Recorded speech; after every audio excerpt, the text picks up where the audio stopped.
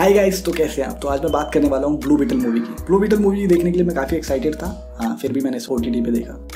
तो basically movie की कहानी तो ठीक ठाक ही है, बट ओवरऑल मुझे लगता है कि कुछ चीज़ें और ऐड की जाती तो शायद कहानी अमेजिंग हो सकती थी। जैसे स्कैरब कहाँ से आया, because most of the peoples को नहीं पता है कि स्कैरब की क्या स्टोरी है। मुझे भी यूट्यूब वीडियो से पता चला कि थोड़ा बहुत कुछ एलियंस ने इसे बनाया था, कुछ हमला वगैरह करने के लिए और वो सारी चीज़ें।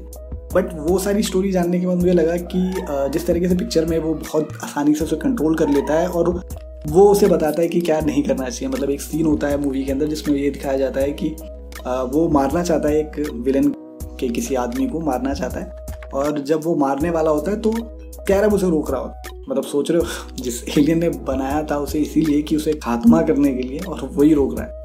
तो मतलब वो चीज़ कहीं ना कहीं इससे बैठती नहीं है, शायद इसलिए नहीं बताया या फिर कोई और रीज़न था उन लोगों का एक्सटेंड यूनिवर्स करने के लिए, DC का जो भी प्लान हो।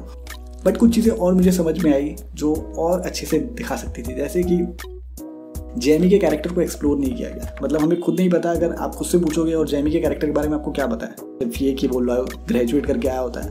उसके अलावा मुझे उसका पर्सनल कोई ओपिनियन पता ही नहीं चला, वो क्या करना चाहता है, क्या नहीं चाहता, कुछ भी नहीं। वहीं बात की जाए स्पाइडरमैन की, तो स्पाइडरमैन की कहानी के बारे में हमें पता है कि स्पाइडरमैन का पर्सनल क्या ओपिनियन हो सकता है या जो भी चीज़ है, या फिर आयरन मैन का क्या पर्सनल ओपिनियन हो सकता है किसी चीज़ के बारे में। यही तो चीज़ें हैं जो हमें किसी बंदे के बारे में बताती है कि उसका कैरेक्टर किस तरह का हो सकता है।